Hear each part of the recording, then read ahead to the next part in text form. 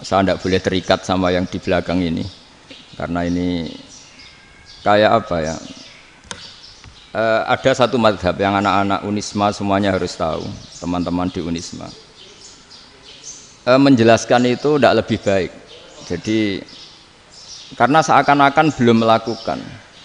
Indonesia itu dulu kedatangan Islam itu tidak pernah dipertentangkan antara Islam dan negara, sehingga diskusi itu sudah salah karena para wali itu tidak pernah mempertentangkan Islam dan keindonesiaan atau kebinekaan.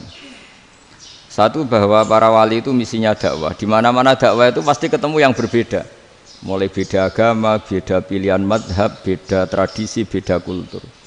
Jadi itu tidak perlu dipertentangkan, tapi malah itu jadi lahan dakwah. Sehingga kita ini kalau diminta diskusi hubungan negara dan agama malah bingung, memangnya kenapa? Itu seperti dulu zaman P4, saya punya kawan di Jogja, teman saya nulis tafsir Profesor Zaini, itu pernah zaman Pak Erto disuruh sosialisasi P4 di Papua. Apa hubungan Pancasila dan UUD 45? Itu orang Papua jawab, hubungannya baik-baik saja Pak. Jadi yang unik itu ketika disuruh baca Pancasila, 1 Pancasila, 2 ketuhanan yang Maha Esa. Akhirnya 6 kan? Kenapa Pancasila jadi 6? Yang unik itu ketika ditanya, ini saya melihat langsung di TV 7 itu, Indonesiaku itu. Ada anak-anak kecil ditanya, bendera ini milik siapa? Bendera merah putih itu. Jawabannya apa? Milik sekolahan Pak aja. Karena memang milik sekolahan. Itu yang tanya itu kaget.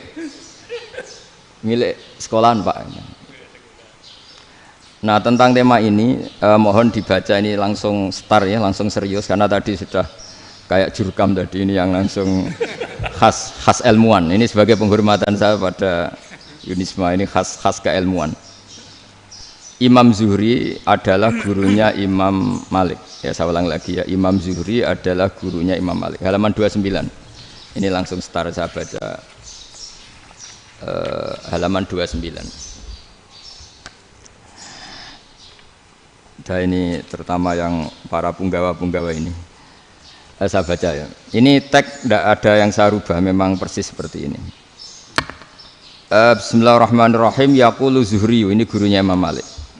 Fama futiha fil islami fathun qablahu kana a'zama minhu. Innama kanal qitalu haitsul taqon nasu. Falam makanatil hudnatu wa wadu'atil harbu wa amanan nasu ba'duhum ba'du wal taqaw fatafawadu fil hadits wal munaza'ah. Falam yaklim ahadun bil islami yaqilu syai'an illa dakhula fihi. Walaqad dakhalataini kasanaten mithlu man kana fil islam qabla dzalika au aktsar.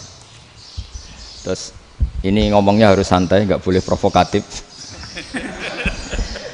Begini, kita tahu dalam perdamaian Hudaybiyah itu poin-poinnya itu semuanya merugikan Islam. Di antaranya adalah jika yang Islam masuk kafir harus dibiarkan karena berarti masuk ke habitat asli. Karena Nabi sebelum jadi Nabi komunitas pokok itu kafir, sehingga kalau Islam masuk kafir kembali ke habitat.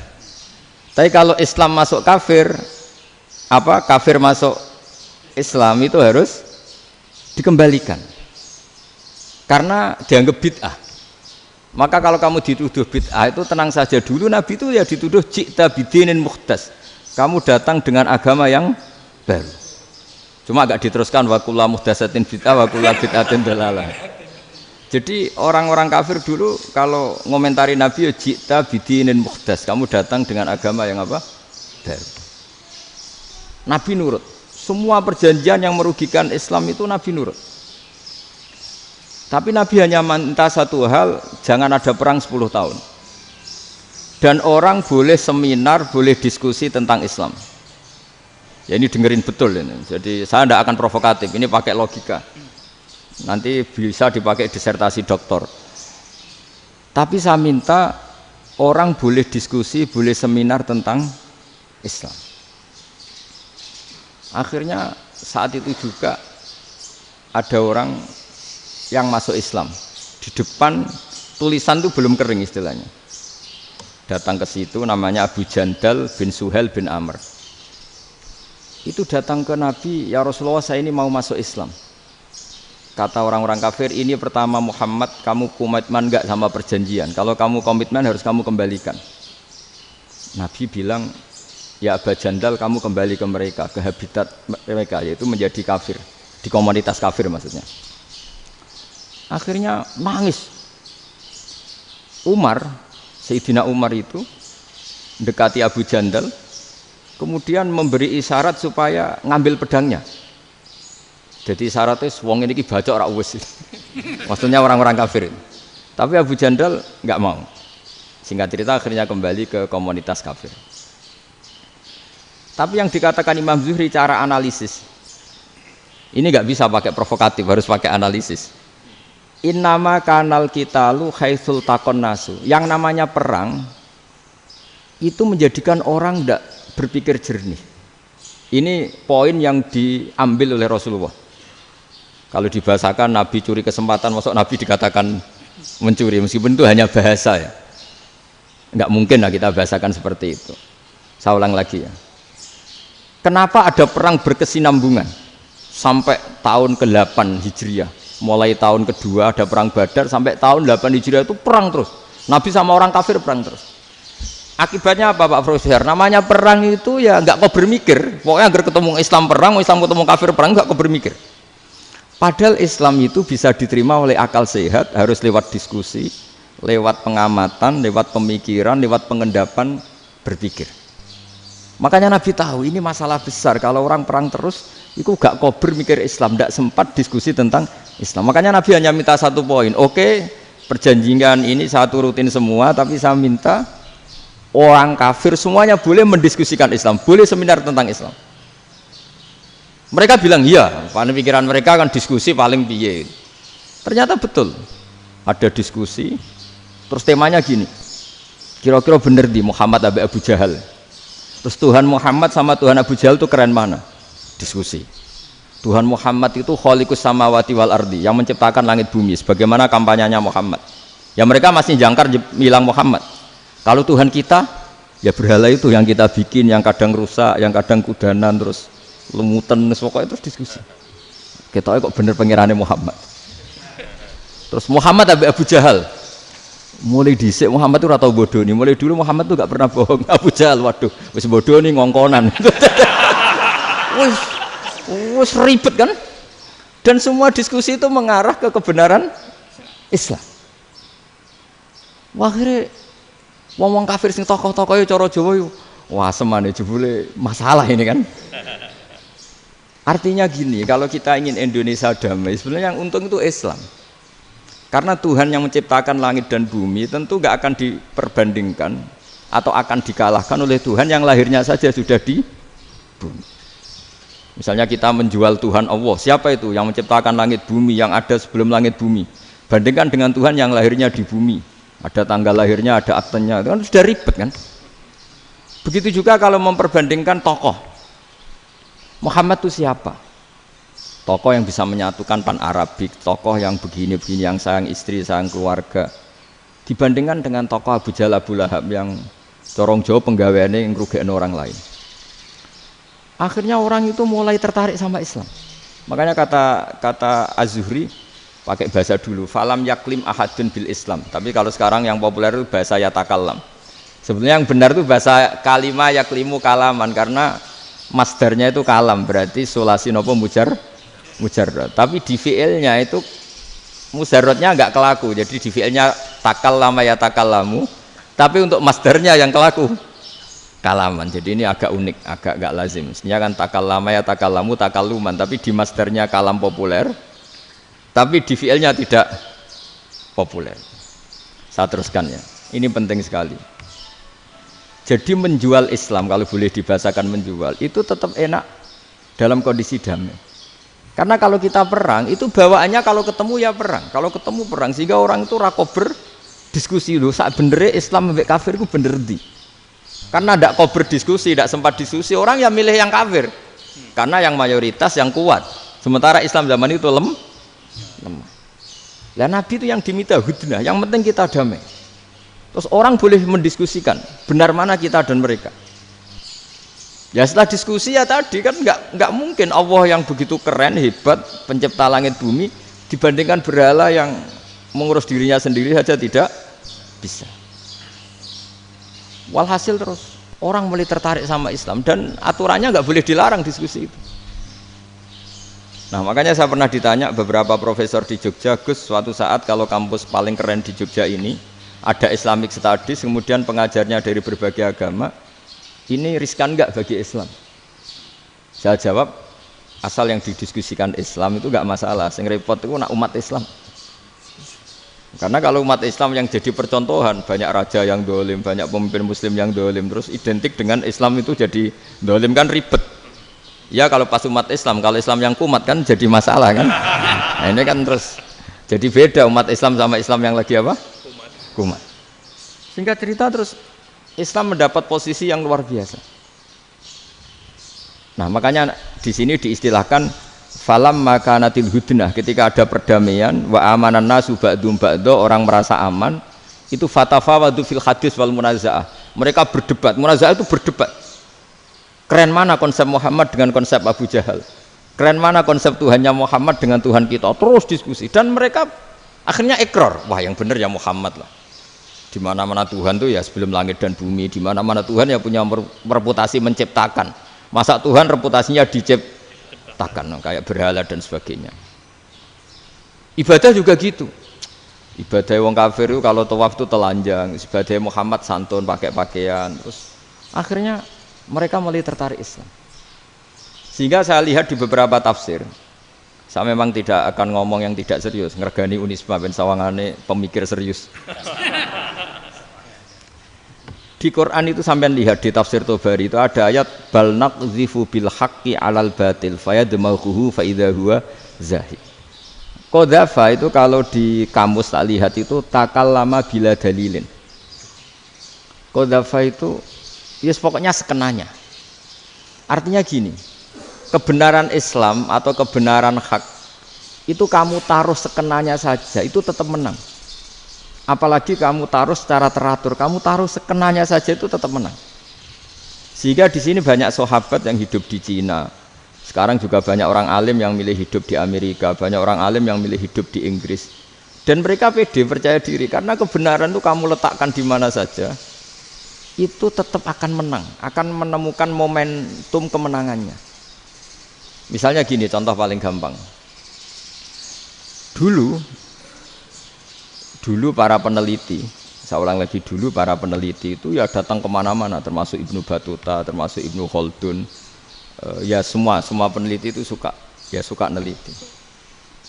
Setelah diteliti, Quran itu satu-satunya kitab suci yang membicarakan sains, misalnya tentang falak, tentang astronomi, tentang asal-usul kejadian manusia, kejadian makhluk. Juga bicara tentang geografi, geologis, semuanya. Sementara kitab lain hanya cerita tentang mawaid wal hikam wal ibar. Jadi diteliti kayak apa, pada akhirnya hak ini yang menang. Bal naqdhifu bil haqqi 'alal batil fayadmaghu fa idza huwa zahid. Saya berkali-kali cerita, ada ulama yang ahli matematika. Ketika ditanya kenapa kamu suka ngajar matematika, sampai muridnya itu ragu, ini guruku mlebu swarga ta ora, penggaweane mulang matematika. Tapi para muridnya bermimpi bahwa Imam Amudi itu disuruh ngajar para malaikat. Dan itu pede betul dia. Kata Allah, ini ulama saya yang iman kepada saya setingkat iman kamu. Jadi malaikat itu tidak mungkin Gusti kita menyaksikan langsung engkau sementara ini di bumi, nggak nyaksikan jenengan. Kenapa bisa sepede dan seyakin itu? Akhirnya Imam Amudi disuruh ngajarin matematika. Jadi Anda kalau profesor itu nanti harus sempat ngajari malaikat, itu baru benar-benar profesor. Jadi nanti di akhirat ngajari siapa? Malaikat. Jadi ada seminar yang melibatkan banyak malaikat, narasumbernya itu seorang profesor. Itu ketika kenapa engkau begitu yakin kalau Allah itu Tuhan dan Allah itu Al-Wahidus Shomad. Terus Imam Amudi mulai nulis angka gak beraturan.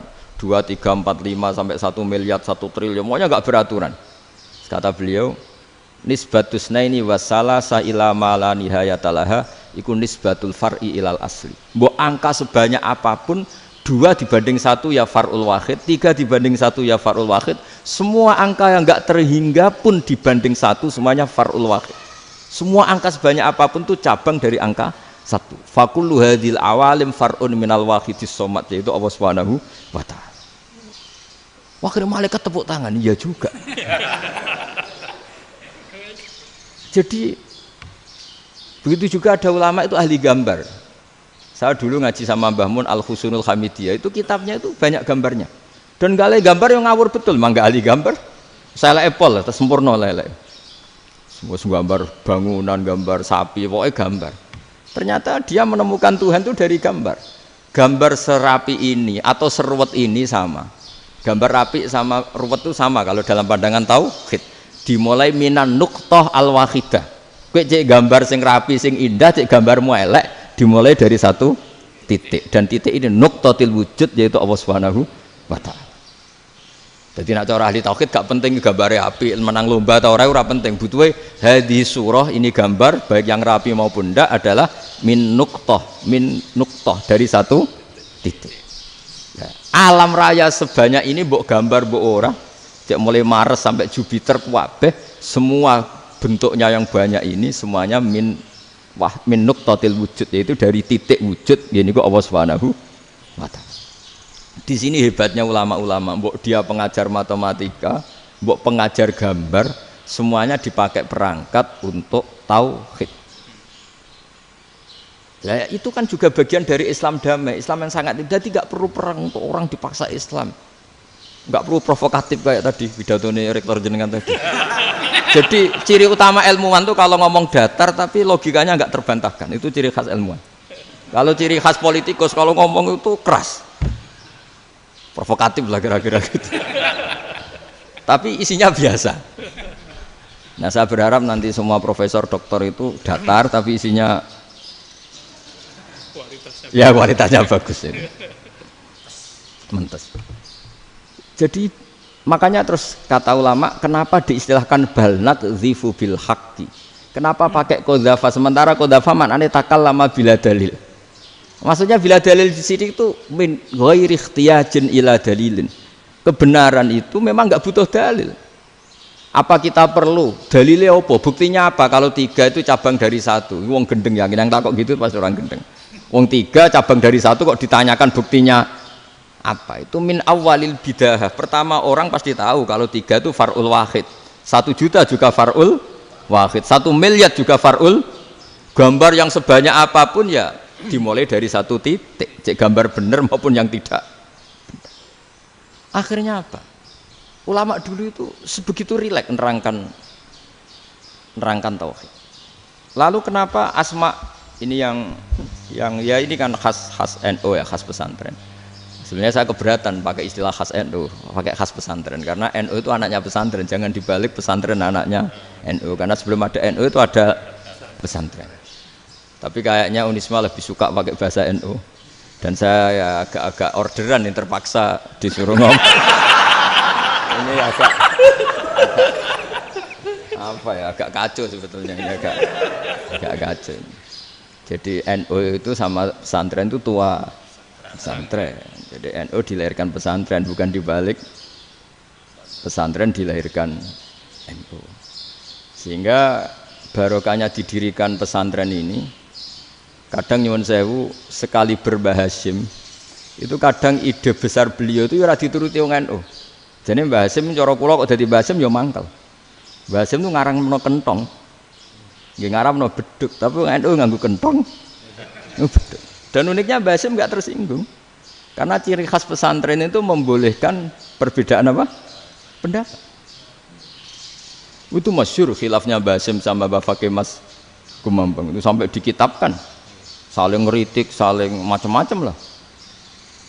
Jadi cara berpikir Mbah Hasyim ketika Nabi rembukan, ini gimana ya cara menentukan waktu sholat ya?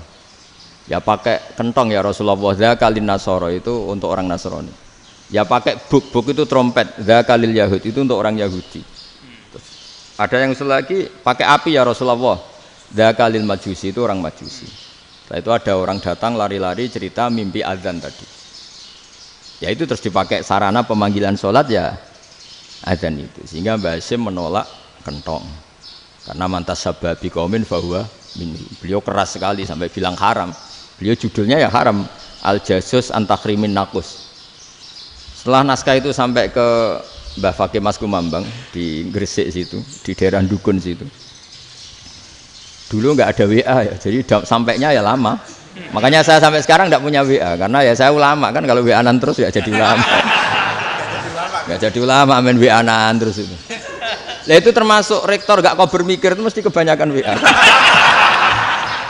Karena kan otaknya didikte oleh sesuatu yang masuk. Sesuatu yang dilihat itu kan pasti mendikte kita. Beda kalau yang nggak WA-an kan mikir apa kita yang menentukan. Kalau WA-an kan kita ditentukan. Mau mikir anaknya butuh apa gara-gara WA informasi Jakarta mikir Jakarta. Padahal secara kewajiban ngapain kamu orang Malang mikir Jakarta? Gara-gara WA, mikir Jakarta belum selesai ada berita di Sulawesi, mikir Sulawesi. Habis itu mikir NTT. Makanya semua orang sekarang merasa tokoh nasional gara-gara informasi yang masuk itu nasional. Jadi Mas Yo RT yang mikir gimana Gus Indonesia. Padahal RT loh. Sampai lupa kalau dia itu RT. Jadi semua orang sekarang merasa tokoh nasional. Dan itu gara-gara apa coba? Akhirnya semua orang juga punya ide tentang nasional. Harusnya negara itu gini-gini. Jebule wonge sing duwe ikon itu sapa? RT. Ribet kan? Saya teruskan. Setelah naskah itu sampai ke Kiai Fakih Mas Kumambang. Beliau itu marah besar. Ini harus dilawan dan saya bukan karena benci Mbah Hasyim. Beliau teman saya ketika ngaji Kiai Mahfud di Mekah. Jadi Mbah Fakih dan Kiai Hasyim itu teman ketika ngaji di Mekah. Cara ngelawan tuh lucu. Lucu. Gak ilmiah tapi gak ilmiah wong alim tetap ilmiah. Di mana-mana serupa itu tidak sama. Ya kalau mungkin zaman Nabi di Madinah itu zaman itu kentong itu identik dengan milik Nasrani. Di Indonesia beda. Pos kampling ya kentong, kebakaran ya kentong, wae sarapan orang di LP ya pakai kentong. Jadi tidak ada jaminan kalau kentongan itu identik dengan Nasrani. Lalu haramnya di mana? Yang di mana-mana tasabuh itu identik. Ini tidak identik. Mulai masalah kan? Mulai masalah. Jadi beliau gaya judul Hazruus. Hazruus itu kepala bergeleng-geleng. Sekarangan kok ngene. Jadi sekarangan kok provokatif gitu. Nah. Dan itu Mbah Hasyim ya hormat Mbah Fakih hormat Mbah Hasyim. Saya sendiri secara pribadi itu lebih suka pendapat Mbah Hasyim sebetulnya. Karena bagi saya sholat itu sakral, ya sudahlah kalau sakral ya dipanggil dengan sesuatu yang sakral yaitu kalimat thayyibah adzan. Tapi saya tidak akan bilang kalau kentongan itu haram. Karena kalau haram alasannya mirip orang Nasrani, sementara pos kampling ya pakai kentong, ada banjir ya kentong, ada kebakaran ya kentong. Jadi tidak identik untuk misa atau untuk sholat ala Nasrani. Tapi itu dulu ya rileks saja, dua beliau itu ya saling menghormati padahal saling kritik. Dan dulu ulama yang beda madhab itu ya saling menghormati. Imam Syafi'i itu kalau sholat di kawasan Masjid Abi Hanifah ya tidak kunut. Ketika ditanya kenapa kamu tidak kunut sementara engkau berpendapat kunut itu sunat, ikroman di hadal madhab, saya sangat menghormati madhab. Imam Ahmad bin Hanbal itu berpendapat kalau orang pakai bekam, pakai iftisot atau hijamah itu batal sholatnya. Sementara Imam Syafi'i mengatakan tidak batal apa sholatnya atau wudunya tidak batal. Tapi Imam Ahmad itu ditanya, apa kamu makmum Syafi'i? Bagaimana mungkin saya tidak makmum sama wali kutub seperti Imam Syafi'i? Padahal menurut keyakinan Imam Ahmad ini sholatnya batal. Ini habis ikhtijam udah wudu. Tapi tetap saja beliau. Karena perbedaan pendapat di furu' itu lazim. Ya orang boleh berdebat lah. Ketika Unisma datangkan saya, itu saking senengnya kiai, saking sombongnya sampai ngatur kiai, kan nggak pernah bisa diperdebatkan. Itu kan orang boleh debat kan? Itu saking angkuhnya apa saking senengnya kan nggak jelas kan? Kan dan orang boleh setuju pendapat saya, yaitu ngatur kiai itu haram. Setuju juga Pak Rektor, ekspresi mahabbah itu ya macam-macam. Dulu sahabat ya gitu, sahabat itu ada yang nggak kenal wajahnya Nabi sama sekali sampai akhir hayatnya. Ketika ditanya, lo kamu itu sahabat kok nggak tahu wajahnya Nabi? Saya tidak pernah berani memandang Nabi karena ijlalan lahu. terlalu menghormati saya sehingga tidak berani memandang wajahnya. Ada sahabat sing penggaweane delok wajah Nabi sampai bisa nyifati alfiu faminunil hajib, sampai bisa nyifati detail karena delok wajah Nabi itu ibadah. Ada seorang wali ditanya, kalau kamu di surga ingin enggak melihat Allah? Enggak. Loh, tapi semua orang ingin melihat Allah. Unazzihu dzalikal jamal an-nadhari misli, ben gak elek-elek Allah tak delok terima aku. Wong ra jelas. Berarti kok delok pangeran. Banyak. Jadi justru tapi karena saking takzimnya. Ndak lah, mosok sak aku kok. Makanya saya berkali-kali cerita, menurut kesepakatan ulama, soft awal itu paling baik. Tapi banyak juga wali yang kalau sholat itu di belakang. Koyok paling bener yang kok ngarep gitu. Lu bayangkan misalnya kamu semangat di soft awal di Masjid Haram, jebule sholatnya salah. Itu dari malaikat, gayane kok ngarep, jebule ra roh. Iku di sini-sini wong. Jebule bodoh gitu. Gayane kok ngarep jebule. Coba orang kalau sowan Mbah Mun yang berani di depan itu kan ya ketuanya atau jubirnya kan. Yang merasa ndak pati pinter-pinter kan mesti di pojokan. Artinya sudut pandang seperti itu ya sah saja, apa? Sah saja. Makanya banyak sahabat yang jarang sowan Nabi, alasannya takut ganggu Nabi. Banyak yang sering sowan Nabi, alasannya seneng Nabi. Yang sowan ya seneng Nabi, yang enggak sowan alasannya seneng. Lu Nabi itu tokoh, punya keluarga, punya anak. Kalau saya sering sowan berarti sering ganggu. Yang sering sowan dia alasan ini khazanah kita harus istifadah. Jadi zaman dulu dia biasa dua sahabat, yang satu milih mahabbah itu milih sering sowan, yang satu juga mahabbah milih tidak sering. Karena pertanyaannya bisa dibalik kan, sering sowan apa sering ganggu coba. Nabi Abedar, assalamualaikum. Nabi nimang cucunya, assalamualaikum. Ayo bener yang sowan apa bener yang enggak kalau seperti itu. Akhirnya terus diatur sedemikian rupa oleh Quran. Walau annahum sabaru hatta takhruja ilaihim lakana khairal lahum. Jadi sahabat kalau mau sowan Nabi ya nunggu di Sufah. Kalau Nabi keluar berarti milik publik. Sekali masuk ke dalam tidak ada sahabat yang berani sowan. Itu la tadkhulu buyutan Nabi illa ayyudzana lakum. Kalau soal sampai masuk dalam harus nunggu dipanggil. Karena sekali Nabi masuk dalam itu milik privat keluarga, milik istrinya, milik cucunya, milik keluarganya. Jadi Nabi sekali keluar ke ruang itu berarti milik publik. Itu terus jalan tengah. Karena kalau langsung masuk, bayangkan saya itu sering menyaksikan. Mbah Mun habis ngaji 2,5 jam ngaji Jalalain, baru masuk, assalamualaikum. Padahal yai mungkin mau ke kamar mandi, mau ini itu. Jadi dulu itu Quran sangat modern. Sebelum ada dokter ngatur tamu, rektor ngatur tamu itu Islam sudah modern. Dia kan nggak fair kan? Misalnya saya ke Unisma harus janjian pakai ini, terus kalau misalnya kesini selonang-selonang kan lucu kan, mentang-mentang kiai terus juga sowan-sowanan selonang-selonang. Padahal kalau kita mau ke mereka pakai protokol, sering nggak fair dunia ini. Tapi karena aku kiai ra oleh gelo ya sudah. Akhirnya saya memutuskan nggak gampang kemana-mana karena itu. Saya sering didatangi ajudannya menteri, Gus mau ada tamu dari Jakarta tanggal ini, mesti saya bilang, mereka milih tanggal yang mereka kosong, kok ndak mikir apa saya pas itu kosong. Tak jawab ndak lah, sebelum diatur bahasanya dan tawaduknya gitu. Akhirnya dibalik, datang lagi, Gus jam jenengan kosong apa, kita menyesuaikan. Lah itu lagi dia akhlak kata saya. Itu baru punya akhlak kata saya. Bukan masalah ini, bukan masalah gengsi ya. Saya sendiri itu dolan ke alumni itu jarang, karena ya takut. Kiai kan ya nganggur, jam 09.00 nganggur, jam 10 nganggur. Bisa saja alumni itu kerja di pabrik, bisa saja yang latihan ekonomi di pasar. Sehingga kalau saya datang jam 9, iki kiai sing nilai santri ini, apa kiai sing ganggu santri.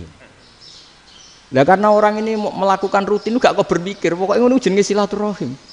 Mau nyerah kok berpikir, padahal kalau diangen-angen ini kiai yang nilai santri ini, apa kiai yang ganggu santri ini karena datang di jam kerja. Nah, bayangkan kalau kebenaran dulu itu dikawal oleh satu peradaban perang. Jadi Nabi sesuai diangen-angen mbek Nabi. Perang Badar menang Nabi, perang Uhud menang wong kafir, perang ini gonta-ganti. Apapun itu yang penting satu kesimpulannya, cara Rasulullah kesimpulannya satu. Orang tidak kober mikir kebenaran secara mengendapkan pikiran dengan pikiran jernih. Maka hebatnya Nabi ketika perjanjian, pokoknya saya minta nggak ada perang. Dan orang boleh mendiskusikan Islam. Itu luar biasa idenya Nabi. Karena bawaan perang itu wong kan nggak kok bermikir. Ibarat seorang misalnya seneng satu perempuan, ketemu rivalnya langsung perang kan gak mikir. Tapi kalau kau bermikir, dia ngenangen cawe wedok iku ora seneng aku. Untungnya apa untuk wong ayu ora seneng, malah mau loro hati. Terus sudahlah, buruan dialihkan kemana kan gitu. Itu nak mau amen WA nan tukaran lewat SMS atau tarung langsung ora kau bermikir. Tapi kalau kau bermikir, akhirnya berpikir nih. Perempuan tadi sebenarnya yang disenangi siapa? Oke, ternyata senang Pak Erik. Sudah kita ngalah. Karena tidak ada nikmatnya kan menikahi perempuan yang sama sekali tidak mencintai kita. Tapi kalau nak kau berpikir pokoknya diprovokasi, wah kue kalah mbak A, kue kalah mbak B, pikirannya kan, ojo sampai kalah. Bareng wis menang ternyata ada lah. Nah bayangkan Islam itu seperti itu dulu, dipertarungkan. Luang Islam itu dinu aklin, agama yang diterima dengan akal sehat. Tapi sekarang ukurannya perang, yang menang berarti benar, yang menang benar, kan terus jadi repot. Itu Nabi tidak ingin, makanya Nabi ingin sudahlah, nggak ada perang. Nah, makanya kata Imam Zuhri, fathul Islam terbaik adalah orang boleh diskusi tentang Islam dan tidak ada perang. Lagi-lagi penting, tidak perang itu penting, silmun itu penting, perdamaian itu. Setelah tidak ada perang, akhirnya fatafawadu fil hadis wal munazah, orang boleh diskusi apa saja, termasuk boleh adu polemik. Konsep satu Tuhan dan Tuhan banyak diperdebatkan. Akhirnya Nabi secara rileks bisa menjelaskan. Muhammad, urusan kita banyak. Kalau Tuhannya satu tidak cukup, Tuhan harus banyak untuk menyelesaikan berbagai urusan. Ada Tuhan bagi rektorat, bagi macam-macam kan. Ada Tuhan untuk ngurusi utang, ngurusi BPKB, macam-macam. Terus kata Rasulullah, enak saja Nabi jawabnya. Ya kalau kamu punya majikan banyak, perintahnya beda-beda, kamu mangkel enggak, bingung enggak? Ya susah, Mat. Kalau majikannya banyak, perintahnya beda-beda, kita jadi repot. Seneng mana? Seneng majikan satu. Ya sudah, Tuhanmu itu majikan kamu. Kalau Tuhannya banyak, perintahnya macam-macam, kamu yang repot. Akhirnya ya sudah, Mat, Tuhannya satu aja. Nah, itu ya barokahnya diskusi tadi, barokahnya enggak perang.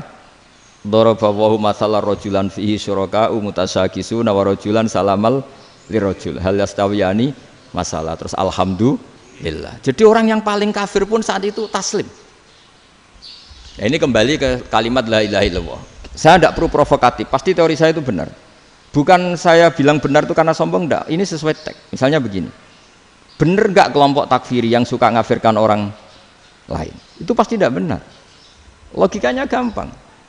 Orang yang kafir 70 tahun saja dengan melafadzkan la ilaha illallah menjadi muslim. Masa dengan kalimat yang sama yang muslim menjadi kafir? Itu logikanya kan enggak ketemu. Orang kafir 70 tahun untuk menjadi muslim disuruh baca apa? La ilaha illallah. Tapi gara-gara baca la ilaha illallah nyekel patok jadi kafir. Pertanyaannya, loh ini kalimat apa? Kalimat untuk mengkafirkan apa kalimat untuk mengislamkan? Karena yang kafir dengan kalimat itu menjadi Islam, ternyata yang Islam dengan kalimat itu menjadi kafir. Itu ketemu enggak cara logika itu kan enggak ketemu kan?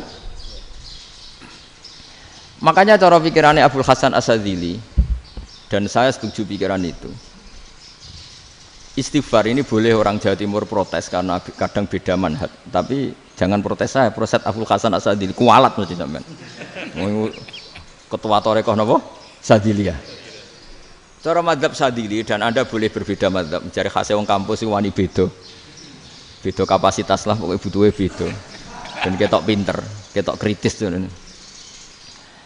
Cara madzhab Abul Hasan Asyadzili itu gini Pak Rektor. Jadi istighfar itu baik. Tapi ba'da kamali tauhid, setelah tauhidnya itu benar. Alasan beliau masuk akal. Ketika ada ayat fa'alam annahu la ilaha illallah wastaghfir li dzambik. Bihadil kalimah. Jadi orang boleh istighfar setelah tauhidnya benar.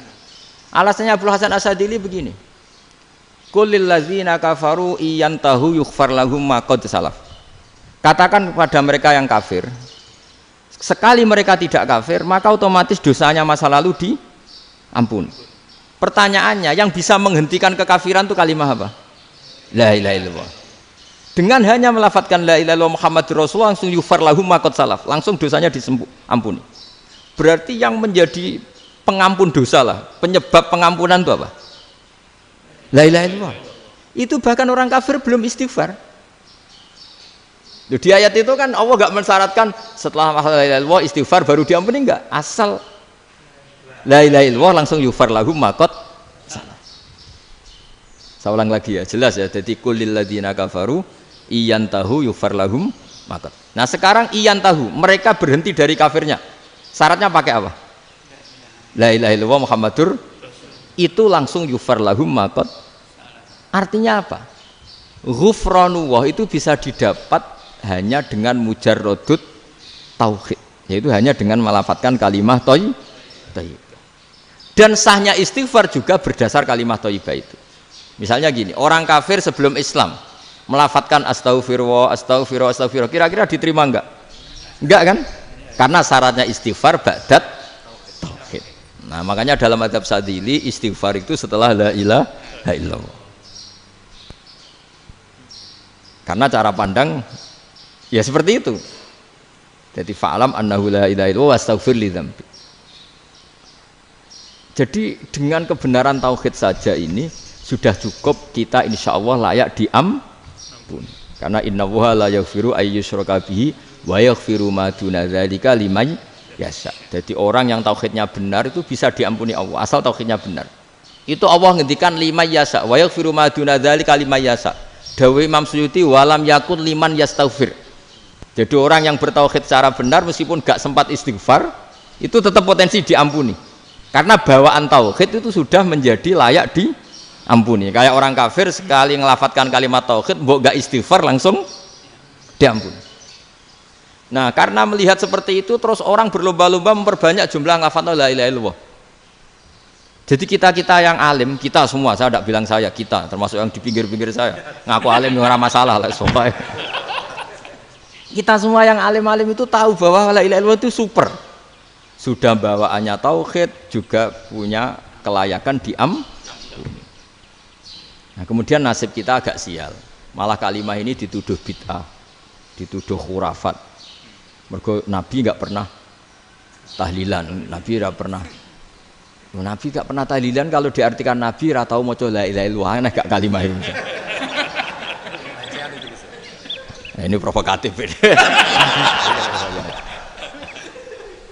Jadi ini sudahlah keanehan-keanehan ini kita terima karena ciri utama wali, ciri utama ulama itu wa'udhu fisabili, harus pernah disakiti. Jadi kalau Unisma sakit kalau dituduh apa? Dituduh bid'ah itu berarti belum calon ulama. Anjar ulama itu wa'udhu fisabili, harus disakiti. Jadi kalau kamu disalahpahami itu ya harus santai. Iya, termasuk provokatif tadi. Termasuk diatur tadi itu. Jadi kalau cara berpikir kan, karena mereka itu memang kalau kita turutin itu memenya itu terlalu, kadang menghujat kita itu. Enak ya jadi GNU, ada orang mati datang, kiainya dapat makan, dapat rokok, terus pulang gitu. Jadi apa, terus kita kayak tersangka terus. Kita kan kayak tersangka terus, tertuduh terus itu. Terus yang orang NU ya memenya juga nggak kalah ekstrimnya. Boleh ya ajaran orang nggak boleh ngasih-ngasih kiai gitu. Berarti boleh dong ajaran kikir. Jadi memang kadang apa ya, cangkem elek lah bahasa kasarnya itu. Itu memang kadang lebih mengenakan. Kalau kita datang ke acara mayat kan dapat makan, dapat minum. Kalau yang sohibul bed rokok ya dapat rokok. Kalau kiainya dapat wajib, kadang 20.000, kadang 50.000. Terus memenya itu kok setega itu ya, ada orang meninggal kok malah kita makan-makan. Seakan-akan kan kultur ini biadab kan gitu. Tapi yang orang NU kebalikan bales. Oh ternyata nggak boleh ya mayat disodakoi. Ternyata nggak boleh ya orang dermawan. Berarti Islam membolehkan medit ya gitu. Model ini kan. Tak angen-angen itu luwih mandi timbang takbir ya kan. Karena ini kan memicu emosi kan. Memicu apa? Emosi. Nah, tapi saya kalau disuruh bela mana itu tidak ada yang saya bela. Ya seorang sudahlah, kalau mau nganggur saja sudah itu. Sudah. Ya tapi itu memang apa ya? Itu khazanah Islam. Ada yang kritik, ada yang enggak. Ya itu memang khazanah. Ya biasa aja, kalau saya biasa aja. Karena dulu ulama itu sudut pandangnya itu ya seperti itu. Ada yang ulama suka ibadah itu sholat, ada yang milih apa tidur. Sampai Imam Ghazali bilang suatu saat ibadah terbaik di zaman akhir itu tidur kan. Sholat saja kalah sama tidur kan. Tapi itu loh ya, Yang wajib tetap loh, terus kamu nggak sholat wajib. Begini beliau mencontohkan itu. Ada orang sholat tahajud terus obsesinya itu ingin hajatnya terkabulkan. Sementara yang tidur obsesinya nikmati rahmatnya Allah, boleh tidur, bisa tidur. Kata Imam Ghazali, timbang kita tahajud terus nuntut pangeran aduk turu katanya. Mergo engko dia akibat terus setan memberi bisikan, "Lho nyatanya kamu tahajud ya gak terkabul." Berarti cerita bahwa Nabi ngendikan kalau doa tahajud mustajab enggak. Daripada ngono ki aduk turu ora tau ndonga. Timbang ngabri-abri Islam timbang ngelek-ngelekin apa? Islam. Jadi ulama itu mulai dulu itu sudah berpikir. Banyak orang menjadikan tahajud sholat malam itu media untuk hajatnya. Dan kalau nggak kesampaian ini mutung. Nyalahkan kiainya ijazah ramandi. Macam. Daripada ngono ora usah apa? Tahajud wis turu wae. Dan jenis kayak ini tuh banyak. Makanya ulama kayak saya itu saenake dhewe iku ya jarak.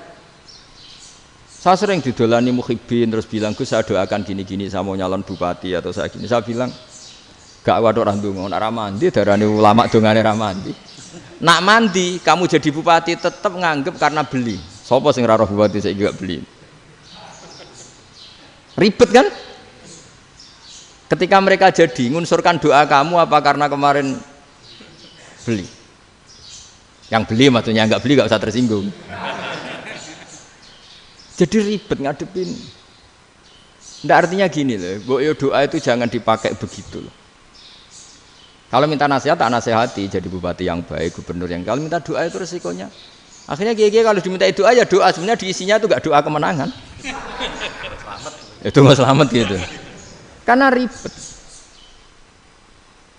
Makanya Islam itu doa itu setelah iman. Aturan iman benar baru doa. Aturan iman benar termasuk Allah itu yaf'alu ma yasha, boleh melakukan yang dikehendaki. Allah enggak boleh terdikte oleh doa kita, enggak boleh. Ya saya ulang lagi ya, mazhab Hasan Asyadzili ini khas kita. Jadi la ilaha illallah itu didahulukan sebelum istighfar. Tapi kebalikannya mazhab Imam Sanusi itu dibalik. La ilaha illallah itu kalimat yang sakral. Karena yang sakral dibutuhkan muqaddimah, yaitu yang melafadzkan harus yang sudah bersih, yang sudah steril baru melafadzkan la ilaha illallah. Maka dalam mazhab Sanusiyah istighfar dulu baru la ilaha illallah. Nah, cara mazhab Abdul Hasan Asyadzili kebalikan, istighfar itu sah setelah sahnya tauhid. Kamu ikut mana tuh? Asyadzili apa Sanusiyah? Alhamdulillah sama-sama tidak paham ya sudah. Akhirnya sudah. Ya enggak kemana-mana kan gitu. Jadi apa ya? Terus ini saya teruskan, ini biar khas pesantren atau khas NU lah, kalau bahasa Pak Rektor khas NU. Ini ben sampean tahu beberapa perbedaan itu lazim. Halaman 24 ya, halaman 24 sama 25 tak baca, ini masih orisinil. An Sufyan bin Uyainah, ini juga gurunya Imam Syafi'i. Kata Sufyan bin Uyainah, beliau cerita, kana Isa wa Yahya alaihi salam ya'tiyanil qaryah fayas'alu Isa an syirari ahliha wa yas'alu Yahya an khiyari ahliha. Jadi Nabi Isa dan Nabi Yahya itu satu generasi, sama-sama masih muda. Kalau di satu kampung yang Nabi Yahya tanya, ini keluarga terbaik siapa? Saya mau nginap di situ karena kumpul orang baik itu nyaman. Kalau Nabi Isa kebalikan, keluarga terburuk mana ya, saya tak di situ. Nah terus akhirnya faqala lahu Yahya lima tanzilu ala syirarin nas, kenapa kalau kamu bermalam kok malah kumpul orang-orang yang nakal? Innama ana tabibun udawil mardo, saya ini nabi ibarat dokter, di mana-mana dokter yang ngumpuli yang sakit, ngobati yang sakit. Makanya di NU itu ya banyak kiai jazab mengumpuli yang nakal-nakal. Nak tepak yang ngentas yang nakal, nak ora tepak ya katut. Ini adu nyali lah sudah gitu. Tapi itu ada ilmunya, yaitu niru Nabi siapa? Isa. Kalau kamu dokter penelitian tuh cari daerah yang banyak pandemi apa yang bersih? Yang banyak pandemi, karena yang namanya penelitian ya di situ kan. Kalau kamu dakwah ngentas kemiskinan, ke daerah miskin apa daerah kaya? Nah, sama kalau ngentas kefasikan, ke daerah fasik apa daerah orang soleh? Fasik. Ya, tapi itu Nabi Isa. Nah, kalau kamu tidak Nabi kan potensinya kan itu. Tapi setidaknya bahwa kita sering disalahkan karena punya beberapa tokoh yang ngancani fasik-fasik, itu sebenarnya ada dalilnya, yaitu Nabi siapa? Isa. Nah, terus masalah tegas dan lunak.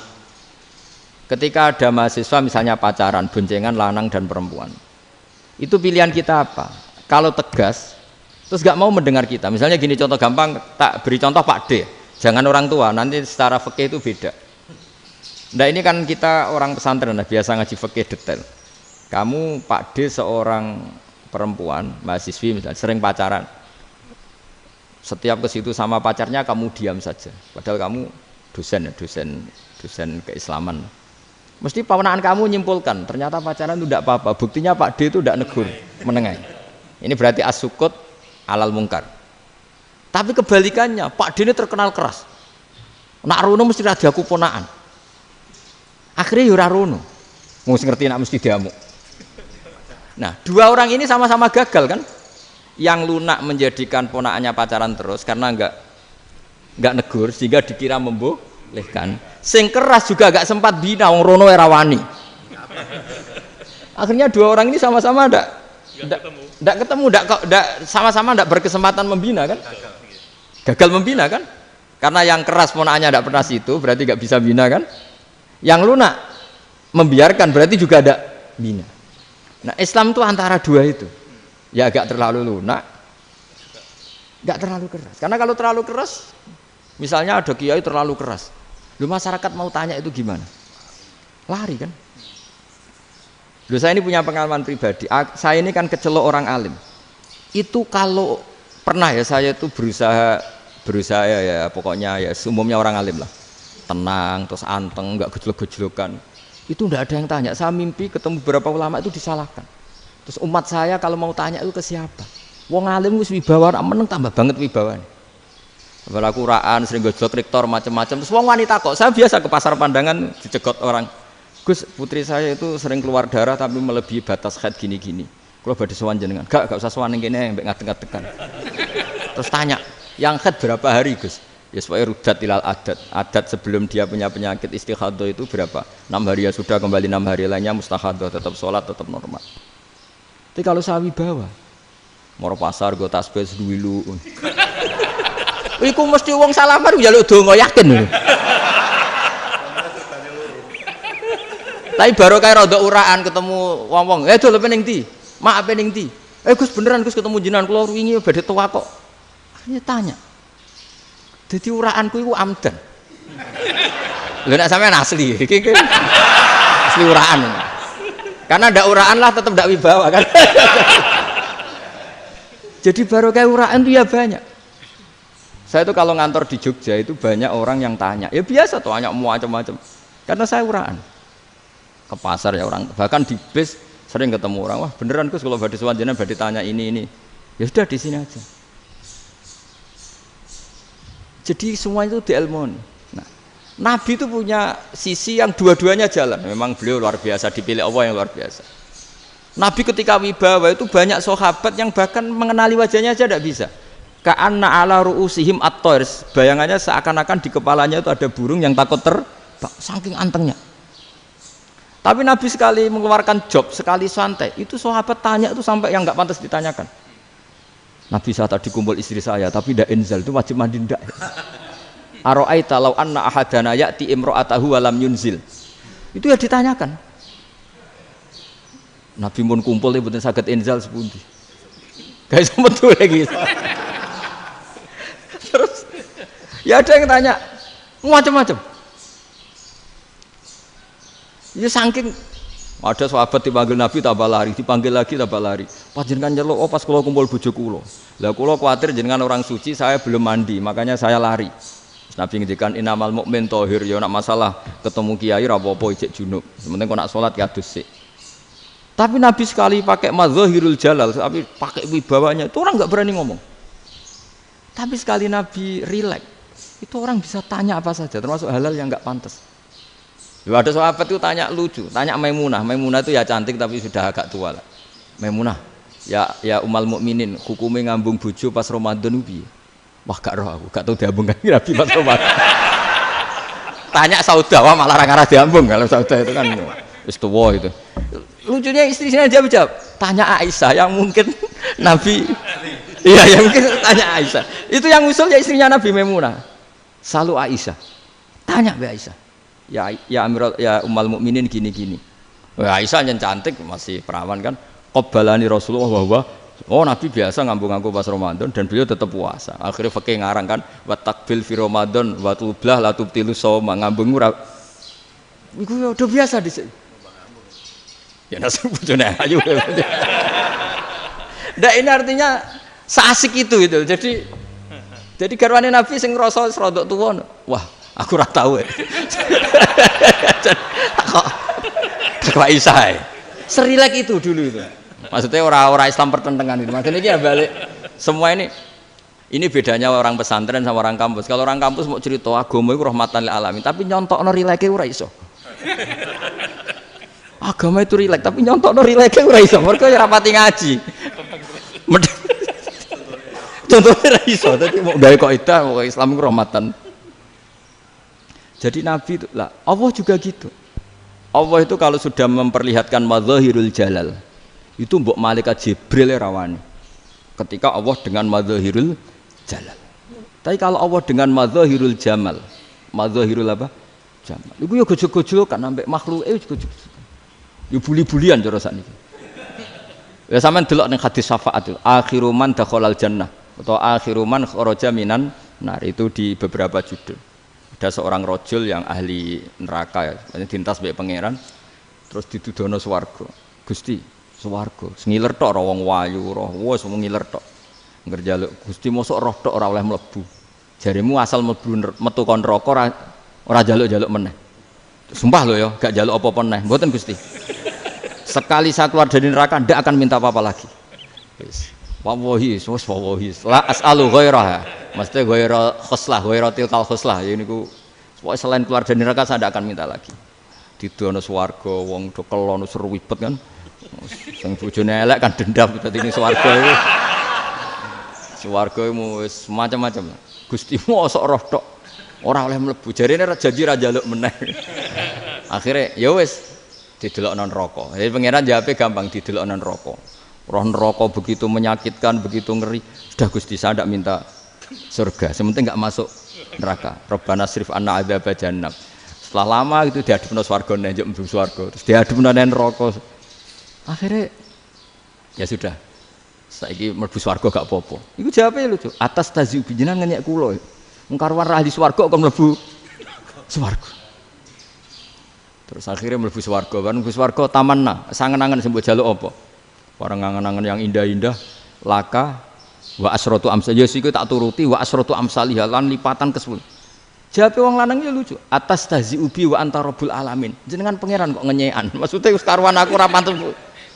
Terus jare pangeran, la astazi ubika walakinni alama asya'u qadir. Aku gak ngenyek kowe, pancen aku pangeran. Nuruti kowe iku iso. Jadi Allah sendiri ketika dengan madzahirul jamal itu malaikat ya ono sing wani bantah. Masyhur itu kan malaikat sing bantah pangeran ataj alufiya mayufsidu fiya wasfikut. Karena Allah dengan madzahirul jamal. Yang paling masyhur Nabi Musa. Nabi Musa itu ketika Nabi Mi'raj. Nabi Mi'raj itu beliau kira-kira di langit keempat lah yang masyhur atau kelima. Ngelangkai. Nabi Musa nangis, "Ya Rabbi ini apa-apaan? Orang sing ja'a ba'di kemudian melangkai makom saya ini apa-apaan?" Jadi Nabi Muhammad kan apapun hebatnya kan junior. Kok melangkai makom saya ini apa-apaan? Enggak fair. Sampai Nabi Muhammad itu tanya gini sama Jibril, reaksi Allah gimana ketika melihat Musa seperti itu? Jawab malaikat Jibril lucu. Ya roh khiddatahu, Allah sapal gayane Musa. Biar. Jadi lucu. Ya dibiarin aja sama Allah. Tapi wong jenenge Nabi Musa itu kekasihnya Allah. Tetap berkah bagi kita. Betul. Ketika setelah Mi'raj diwajibkan sholat 50. Gentenan Nabi Musa kelihatan nabinya. Sebenarnya Nabi Musa itu sebetulnya loh, enggak menguntungkan kita sebetulnya. Tapi yang menguntungkan, sebenarnya enggak niat menguntungkan kita, tapi menguntungkan. Nabi Ibrahim kan di langit ke-6, keren lah. Konti jong ketemu Allah ngeten-ngeten kan sholat 50. Karena Nabi Ibrahim terkenal Nabi baik ya enggak bantah. Bareng Nabi Musa. Kenapa diceluk pangeran? Kula akan sholat ping 50. Inna ummataka la tutiku dzalik. Wah, gak kuat umatmu. Serai-rai gak umatmu ora ngarah kuat 50 rakaat. Tapi sebenarnya Nabi Musa itu niatnya bukan membela kita. Fa inna ummati la umatku sing gagah-gagah ra iso meneh umat. Berarti sebetulnya ya itu masih pakai gengsinya sebetulnya. Wes ngono-ngono lah sementing kita untung. Sebetulnya dia itu enggak terima wong umat saya aja yang lebih kuat. Enggak kuat apalagi umatmu. Lah terus sebutin irji ila rabbika fas'alhu takhfif. Itu berarti Allah dengan madzahirul jamal. Sudahlah, datang ke Allah minta keringanan. Allah itu baik. Minta. Mbak Allah itu ringanan mau 5 tok, jadi cek 45. Balik ke Nabi Musa, piro 45, cek ra kuat umat. Wong umatku ra kuat, jadi sebenarnya dia bilang umatku ra kuat. Lho cara Nabi Muhammad model wong Malang, yo beda umatku mbek umatmu. Ribet kan? Beda. Lho Nabi Muhammad kan enggak seperti itu kan? Enggak punya akhlak Malang kan? Akhlak. Maksudnya akhlaknya mujur itu loh, akhlak yang baik gitu. Ya, akhlak yang mujur bukan yang Malang gitu. Jadi Nabi ya manut. Tinggal 40 kan, dikurangi lagi 35 sampai 9 kali kan? Masyhur itu. Ya kan kalau dikurangi 55 kan berarti turun naik kan 9 kali. Itu setelah 5 itu Nabi Musa aja usul, masih ragu. Iku cara Nabi munggah nentek. Ini entek ya. Terus iya doa tuntas betul. Bisa bebas. Terus munggah ado-ado lha opo? Ngapain itu? Akhirnya Nabi Muhammad sudah sampun ya kalimah Allah. Saya ini malu sama Allah Musa. Sudah 9 kali dan diturutin terus. Jadi Allah kalau dengan madzahirul jamal itu Nabi Musa biasa nego sama Allah. Tapi ketika Allah dengan madzahirul jalal itu Nabi Musa enggak berani. Yaitu di hadisus syafa'ah. Hadisus syafa'ah ketika manusia datang ke Nabi Adam, ya tuna Adam. Ya Adam anta abul basar ngene isfa'li ana inda rabbik. Kamu saya minta mensyafaati kita. Nabi Musa, Nabi Adam inna rabbi qad ghadibal yawma ghadaban lam yaghdab qablahu mislah wa la yaghdab ba'dahu mislah. Ini Allah sedang murka besar dan tidak akan murka seperti ini lagi. Sudah saya tidak berani, nafsi.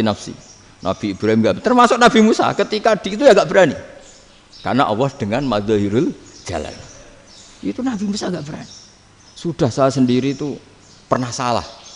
Yaitu saya membunuh seseorang yang enggak disuruh oleh Allah membunuh itu. Yang pas jotosi orang Kipti. Akhirnya datang ke Nabi Muhammad. Pas ke Nabi Muhammad, Allah dengan madzahirul jamal. Dengan madzahirul jamal sampai Kanjeng Nabi ngendikan analah saya akan memintakan syafaat kalian. Terus fa ahmadu rabbi bima hamida allamaniha rabbi. Saya muji Allah dengan pujian-pujian yang orang lain tidak tahu, hanya saya yang diajari, kata Rasulullah. Ya di sini menurut banyak ulama termasuk kitab yang saya baca, kenapa Muhammad sebagian namanya Ahmadu. Itu dari af'al tafdil fa Muhammadun ahmadu min ghairihi. Muhammad Rasulullah itu kalau muji Allah di atas cara mujinya nabi yang lain. Jadi Ahmadu bukan dari fi'il mudhari' lil mutakallim tapi dari af'al apa? Tafdil. Fa Muhammadun ahmadu min ghairihi. Bahwa Kanjeng Nabi Muhammad sallallahu alaihi wasallam itu cara mujinya Allah di atas pujian para nabi.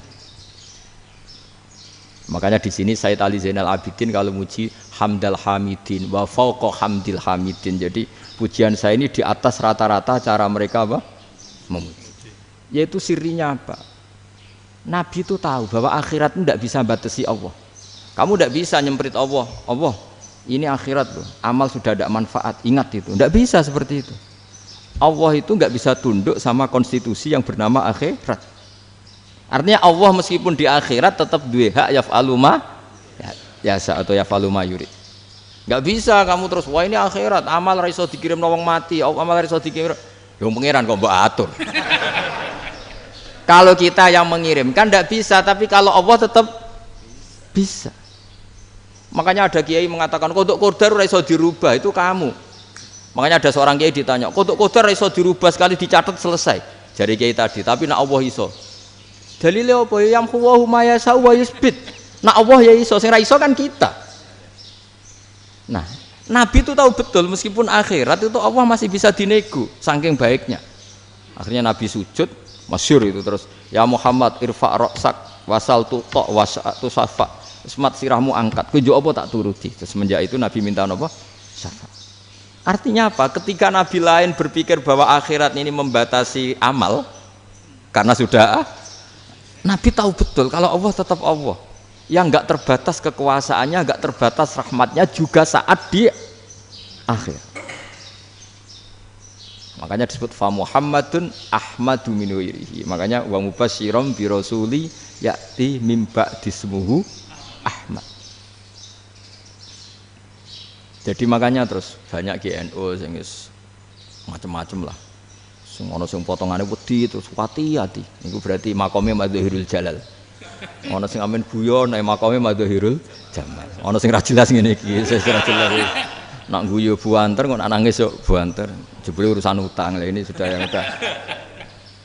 Jadi makanya yang rileks saja. Sebenarnya agama ini santai, rileks karena agama ini harus bifarohin wasururin. Enggak boleh agama ini dibawa dengan kekerasan, dengan antisosial. Karena agama ini harus kul bi fadlillah bi rahmati fa bidzalika falyafrahu. Harus senang, harus rileks. Makanya saya jadi kiai itu senang takutnya gini. Sekali saya tidak senang jadi presiden buruk. Ternyata ada dua ngalim raina itu contohnya. Sampai merengut terus uripe susah. Nanti orang tidak berani jadi orang alim. Makanya saya buktikan bahwa saya lebih bahagia dibanding rektor. Nanti orang ingin jadi rektor semua, nggak ingin jadi orang alim.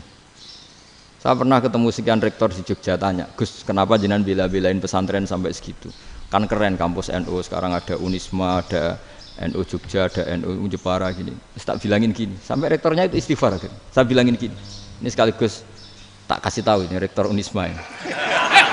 Tak bilangin gini, andai kan tidak ada kiai kayak saya itu Islam bisa tutup. Kok bisa Gus? Misalnya ada perempuan haid faqal adat. Itu kalau untuk tahu hukumnya haid daftar dulu ke Unisma. Daftar dulu kan? Setelah daftar nunggu pelajaran haid. Baru tahu haid setelah 3 tahun dari masalahnya gitu. Tapi baru kayak kiai ketemu saya di jalan, Gus anak kula nu haid ngeten-ngeten mboten normal hukumnya piye? Oh, hukumnya ngene dibalekno ning adat. Ora usah registrasi, ora usah daftar. Jadi ya harus ada istighfarnya lah. Unisma juga harus istighfar, semuanya harus istighfar. Karena ada sisi yang nggak mewakili kebutuhan Islam. Tapi saya sebagai kiai juga istighfar. Karena fakta hukum mengatakan yang boleh jadi KUA yang jabat, yang boleh kemenak yang punya gelar. Dan ini yang mengawal Islam secara undang-undang karena mereka yang bikin. Nah, karena kiai tidak punya gelar tidak bisa jabat di situ. Saya juga istighfar. Jadi tidak sampai entok yang istighfar. Karena yang kebutuhan ini terwakili yang punya gelar. Tapi yang punya gelar juga harus istighfar tadi. Mosok kepen roh hukum haid ngenteni kuliah se. Ngentek itu aja nanti nunggu guru yang pas mata pelajaran itu. Terus kapan dekne salate wong jawabannya belum ketemu. Tapi baru kayak saya kan ketemu di jalan tanya. Terus saya sering ketemu. Gus saya ini bapak angkat. Mau nikahkan putri saya itu gimana itu kalau cerita wali sebenarnya anak saya sok, kalau nggak cerita nggak sah karena saya bapak angkat. Itu banyak. Hanya tak akali ya sudah wali yang sebenarnya taukil pada hakim tanpa diketahui, tapi hakikatnya itu taukil hakim. Itu kan tidak gampang. Dan tapi kalau tanyanya di kampus registrasi dulu, daftar dulu, baru tahun berapa ada pelajaran itu? Semester 5 baru tanya. Iya kan? Semester 5 ya? Iya. Oh, itu kan. Jadi jangan kira terus sistem Unisma itu yang terbaik di dunia, enggak juga kan, enggak juga. Dan sistem-sistem yang lain maksudnya ada. Tapi sistem kiai lho, Mbah Mun juga sering pesen saya, kowe kudu seneng pegawai negeri. Piye-piye sing jaga agama pegawai negeri. Kemarin pas acara 7 harinya Gus Robasa matur itu di depan para kiai. Setelah saya jadi kiai ya itu nyata. Islam di Papua, di NTT yang bawa siapa? Dokter negeri, ya kan? KUA negeri, barokahnya mereka negeri dijamin negara kan, barokahnya Muslim berkebutuhan Islam, akhirnya bikin musola di situ, bikin masjid. Bahkan di Korea Utara itu ya ada masjid bawaan duta besar, karena banyak duta besar Muslim berkebutuhan masjid. Yang bisa gini itu yang negeri apa yang swasta? Negeri lah. Di sini kiai tidak mewakili semua kebutuhan apa? Islam. Tapi kampus juga enggak, kampus Islam sekalipun tidak memenuhi semua kebutuhan Islam tadi. Masa orang tanya kan nunggu semester berapa tadi? Semester 5 masih daftar dulu. Nunggu pelajaran itu. Payahnya pas ketemu dosennya, wong saya tidak pernah ribet kan, pas dosennya cowok gitu. Jadi sudahlah, makanya ini, iya makanya ini kan bentuk kearifan lah. Jenengan ngakui fungsi kiai kayak saya itu bentuk kearifan. Saya juga ngakui jenengan itu butuh kearifan. Saya sering didolani KUA itu rata-rata ya didikan kiai. Kompilasi hukum Islam itu banyak ya, janda cantik. Contohnya harus cantik, kalau jelek nggak mungkin terjadi kan. Ada janda cantik kebetulan suka kawin tapi takut zina. Saya ulang lagi, suka kawin tapi takut. Itu seringnya gitu Pak Rektor. Jadi dia kawin bosen, bilang ke KUA, Pak saya sekarang mau nikah sama ini. Loh, tapi kamu mau punya suami. Ya tapi kan nggak tercatat Pak. Itu KUA-nya rata-rata itu nggak berani. Meskipun nggak tercatat, karena secara fikih meskipun nggak tercatat tetap dia seorang perempuan yang bersuami, maka nggak boleh nikah sama orang lain.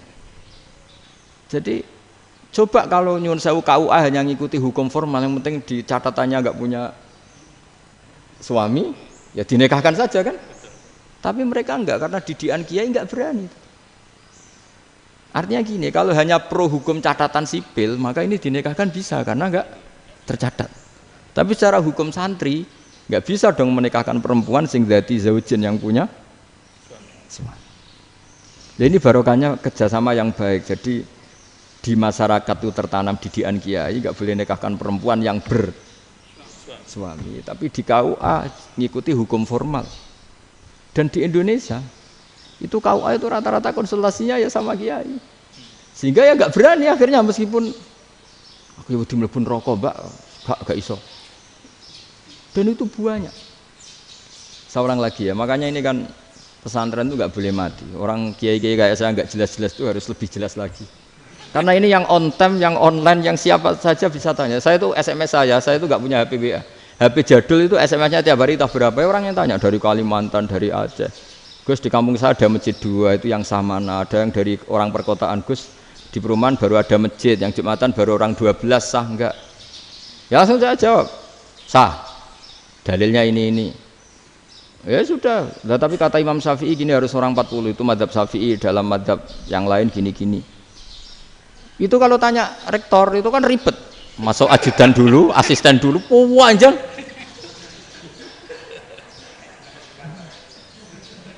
Wah itu kan ribet kan?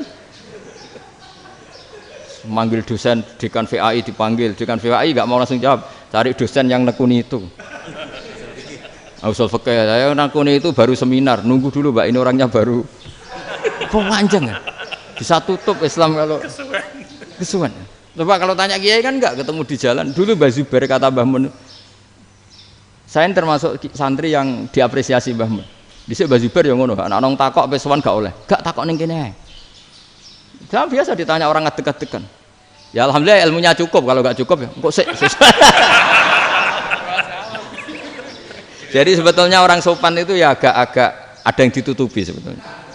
Mboten prayogi teng dalan nginjang mawon matur. Ya sebetulnya ya sebenarnya memang ilmunya agak cukup gitu. Tapi itu sebenarnya secara fikih itu haram, menunda itu haram. Yo haram tuh, coba bayangkan ya, kalau tanyanya sekarang, Gus saya ini sudah keluar darah 1 bulan penuh, padahal normalnya hanya 6 hari. Saya nanti sholat enggak? Kalau nginjang mawon dugi kula, berarti kan hari ini belum ada keputusan. Sholat apa enggak kan? Tapi karena modus tadi, boten prayogi nggih ngendikan ngoten teng dalan nginjang tengen kula. Itu kemungkinannya 2, sopan atau goblok, itu saja. Kayaknya kalau sopan enggak lah. Kayaknya enggak lah kata. Karena secara fikih itu jelas haram. Bagaimana mungkin sesuatu yang harus dipraktekkan nanti zuhur dijawab besok, berarti zuhur, asar sampai subuh belum ada jawaban, berarti enggak ada sholat kan? Ya, makanya dibutuhkan orang-orang alim yang kultural seperti ini, dan NU menghormati kultural. Tapi Mbah Mun juga sangat menghormati Islam formal, karena tadi produk-produk formal itu bisa dilembagakan oleh negara, dan itu kita ikut untung. Makanya Mbah Mun itu kalau punya tamu KUA, punya tamu polisi sampai pejabat itu. Kenapa saya contohkan KUA? Supaya jangan kira seperti pendapat orang-orang hasud, Wah, ya mesti aja disolani presiden seneng, menteri seneng, enggak juga. Sebenarnya semua kiai itu mulai KUA sampai polisi, polsek, polres itu seneng semua. Karena sama-sama diajak mengawal bangsa ini, diajak mengayomi semua masyarakat. Tapi kadang-kadang masyarakat ngeritiknya, jenenge kiai disolani menteri ya seneng presiden. Padahal yang sowan kiai itu ya mulai KUA, Kapolsek, kepala desa, RT, Mudin. Itu mudin kalau tanya ya lucu-lucu. Gus kalau nate nyembelih pitik kemanian, pitike gede man. Akhirnya wis ngerti nak kemanian langsung tak sebelah meneh. Terusane ku sah ta ora. Ribet. Ya tak jawab, lah pitike pas iku jek urip ta ora? Terus urip Gus. Wis sah cara madzhab Malik kerja urip. Karena itu ada perdebatan antara madzhab Malik dan madzhab Syafi'i. Nah cara Imam Syafi'i itu agak ketat. Hewan yang punya kehidupan sudah mutharibah, misalnya ayam jago, contohnya harus jago, karena kalau ayam kecil diikhlaskan haram. Jadi yang cilik wae kan gitu. Fikih itu ya, fikihnya orang Indonesia itu pecundang. Kalau ayam kecil nggak ditanyakan, mate ra wis. Kalau jago ditabrak truk kejet-kejet. Andai kan nggak disembelih pun mesti mati. Itu cara madzhab Syafi'i itu haram. Karena penyembelihan ini tidak menjadi penyebab kematian, tapi memang karena kecelakaan tadi. Tapi cara madzhab Imam Malik enggak. Andai kan enggak disembelih, matinya kan 2 menit lagi atau 1 menit lagi. Andai kan enggak disembelih. Berarti mati sekarang itu bawaan pisau apa bawaan kecelakaan? Ya sudah halal gitu caranya. Nah akhirnya ya saya bilang ya sudahlah kita semuanya mati. Jadi cara debat, cara Imam Syafi'i enggak, cara berpikir itu sudah tidak kehidupan yang normal. Yang dimana-mana penyembelihan itu mematikan yang hidup normal. Jadi agak ketat. Sehingga dalam contoh kemanian, kalau dalam bahasa Jawa nyembelih agak sempurna terus pesonya jatuh atau apa itu, kalau pakai madzhab Syafi'i agak kesulitan. Jadi kalau madzhab Malik asal diselesaikan secara fauron dan juga sebagian madzhab Syafi'i itu halal. Nah orang mesti tanya gitu, Gus, wedhusku tabrak truk, man Gus kejet-kejet. Tapi nak pitik cilik ra ditakokno. Makanya termasuk kritiknya Mbah Mun, tapi ini madzhabnya Mbah Mun ya. Kamu boleh ikut boleh ndak karena ini urusan ndak penting. Dewe wong-wong lucu, nak ditakoki yuyu muni haram mergo amfibi. Yuyu ngerti sampean? Yuyu nggih. Tapi nak ditakoki kepiting muni halal. Mergo nak yuyu haram gak eman, nak kepiting eman. Padahal alasannya coba, kenapa yuyu haram? Karena amfibi kan, bisa di air. Pertanyaannya, kepiting seperti itu ndak? Nah, tapi kepiting kalau haram kan eman. Karena besar kan. Kalau yuyu silahkan haram kan gitu. Artinya apa?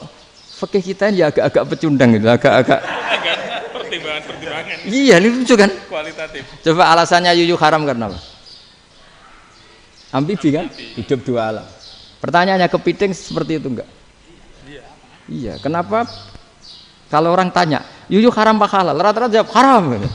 Tapi kalau kepiting mulai khilaf. Loh mestinya kan sama kan?